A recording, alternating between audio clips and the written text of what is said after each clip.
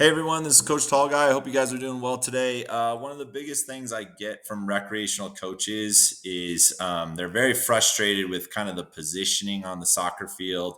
They go into their games and kids are still kind of playing that bunch ball because they're all chasing to the ball. You're going to see that kids are still in these big groups that more often than not, they're just playing down the middle of the field. So I want to kind of address that issue of positioning, spacing on the field, because it is really, really hard. And I really empathize with you guys. It's one of those things that you wish you could solve quickly, but it's going to take a long time. And it takes a lot of different types of practice sessions for kids to kind of understand their positioning on the field. And you also have to remember that many of the teams you're coaching are recreational teams, meaning that they come from a variety of levels of play. They may have never played the game of soccer before, and that's going to make it a little bit harder. These are probably the kids who don't watch a lot of soccer either on television, so they're not seeing the game a lot.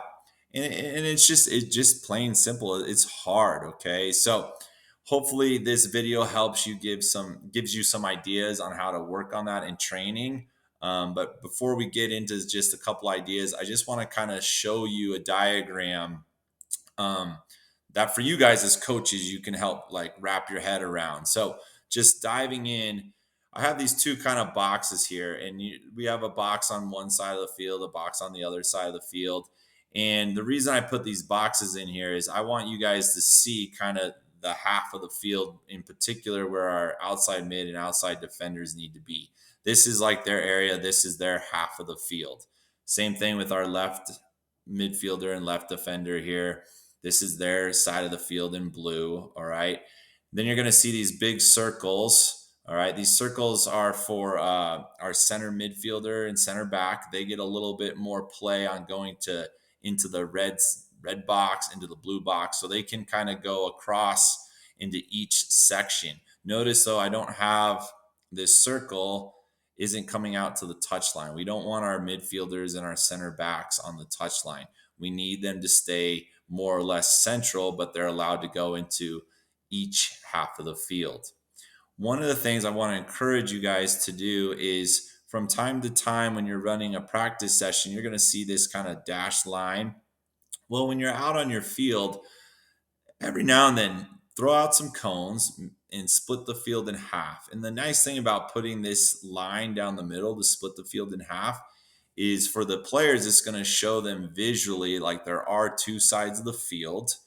And then you can really start to coach and work with in particular, your outside midfielder and your outside back and kind of talk with them. If they start in a scrimmage, for example, if they come across this line, particularly in a 99, like a 3-3-2, well, then you can stop them and say, hey, where are you? Are you on the correct side of the cones?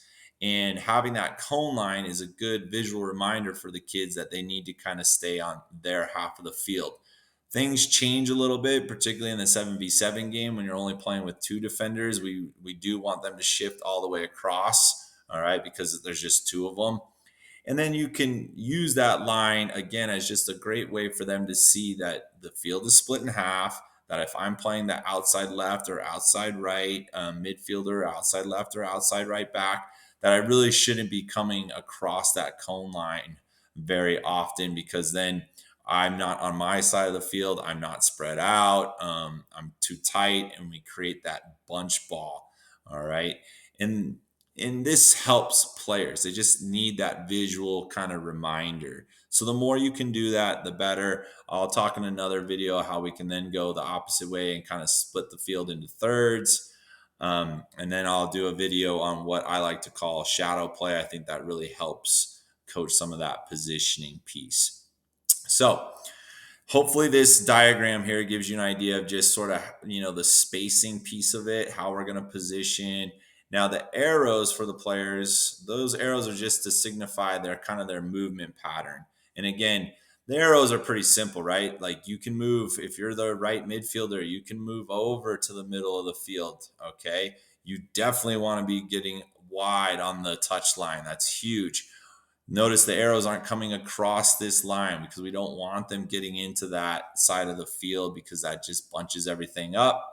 where here I don't have any arrows for the center midfielders because this is their space here. For the center back, this is their space in here. But the arrows are just there to kind of show you a little bit how to move. Now, with the forwards, they have more movement. They can come across a little bit more. They got more space that they're going to have to move into. Sorry, I'm going side to side because if I was a forward, I just want to move with the ball. Um, so hopefully this little diagram helps. You guys just kind of get a visual of the shape, all right, and of the spacing and the areas that the players can move within. So let's say you're going to get a practice session in, okay? How do we want to kind of coach some of this stuff? So one of the things you can do as a coach in one of the sessions you can make is do like a 2v2 activity. So I have a 2v2 game up here and I have a 2v2 game going on here. And then this white line is just like our cone line, right? So it's coming right down the middle of the field.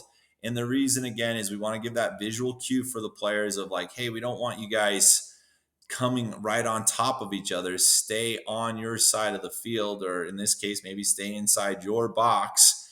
And what's kind of nice about this is in the 2v2 game, you're actually isolating it into two 1v1 situations. Anytime we can get a 1v1 situation and we have an opportunity to beat somebody, that's fantastic.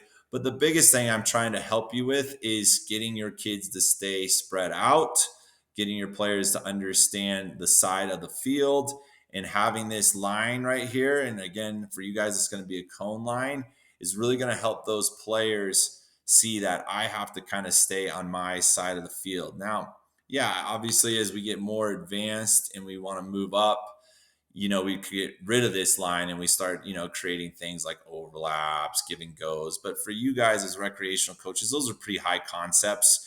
And right now, we're just trying to get them to stay spread out, to stay in their space.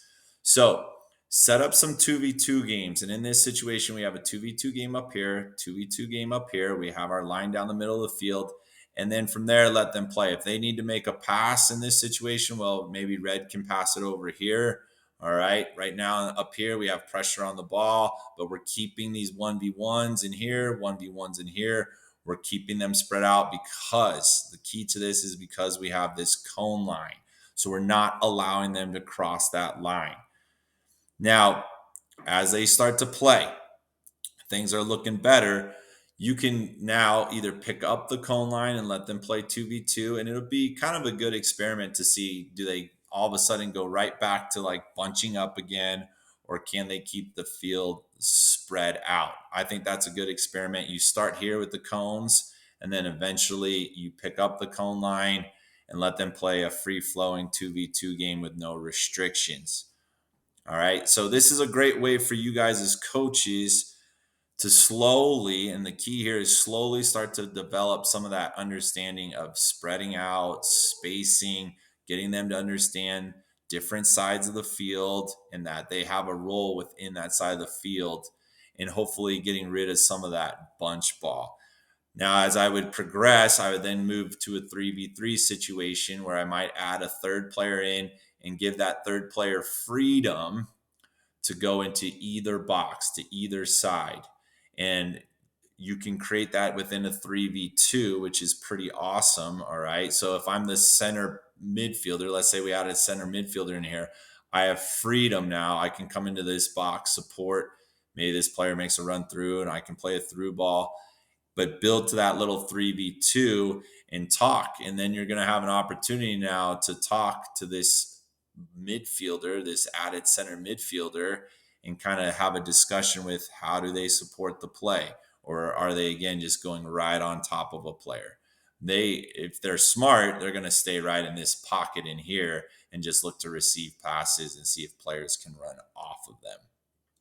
So to sum it up, coaches, okay, let's just go back for a second.